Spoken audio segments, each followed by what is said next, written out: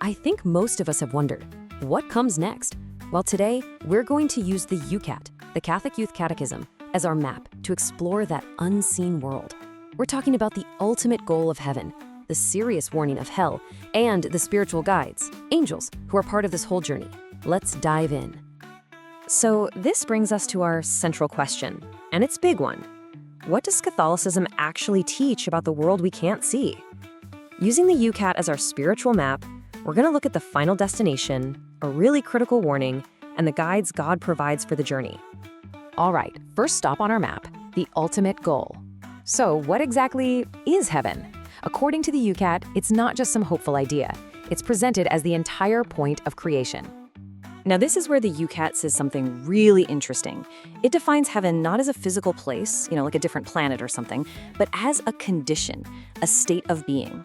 And it's described as life in its greatest intensity, a place where we are completely one with God and His will is done just perfectly, without any resistance. But what does that actually feel like? Well, that's the beautiful mystery, isn't it? We can't fully get our heads around it. This quote from St. Paul just captures that idea perfectly. The joy of heaven is something so far beyond our human experience that we literally can't even imagine it. It's a reality that's bigger than all our senses combined. Of course, any good map doesn't just show you where to go. It also warns you about the wrong turns and the dangers to avoid. And the YOUCAT is super direct about the most serious warning on this spiritual journey: hell. Okay, pay close attention to how hell is defined here. According to the YOUCAT, it's not some punishment that God zaps you with.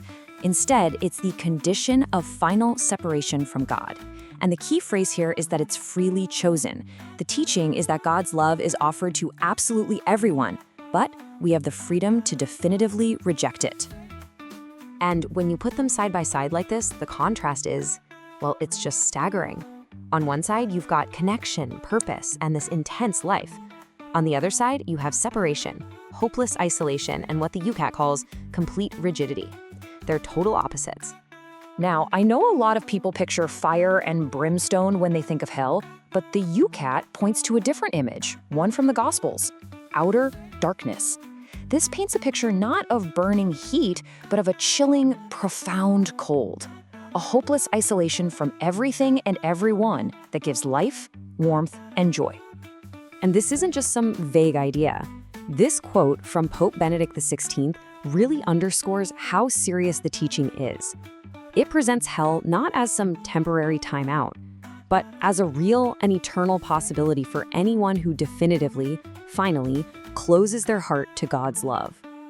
So, with the stakes this high, you have to wonder, are we just left to figure this all out on our own? Well, the answer is not at all. The YOUCAT introduces us to our guides for the journey, the angels. So what are they really? The YOUCAT's definition is super specific. Angels are created beings, but here's the difference. They are pure spirit. That means no bodies. They have intelligence, they have free will, they're immortal, and their whole existence is geared towards serving God. You could say their mission, their job description, has two main parts. First, they live in God's presence, constantly praising Him. But second, and this part directly involves us, they act as messengers, protectors, and guides for humanity. And this verse from the Psalms, wow, it makes that mission incredibly personal. It suggests that angels aren't just out there somewhere. No, they are given charge over us to guard us on our paths. And believe it or not, this idea gets even more specific. Because the YOUCAT teaches that every single person gets one, a guardian angel, assigned specifically to you. And this isn't just something to passively believe in. The YOUCAT actually encourages an active relationship.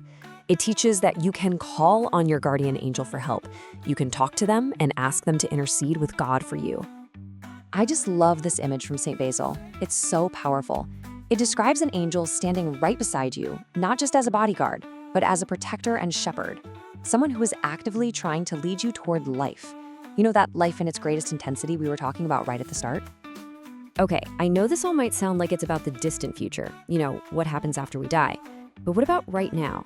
How does this spiritual map apply to our journey today?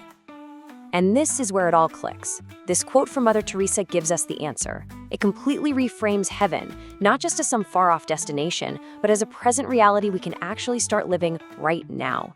She's saying that being with God in heaven begins with imitating God here on earth. And here's what that looks like in practice.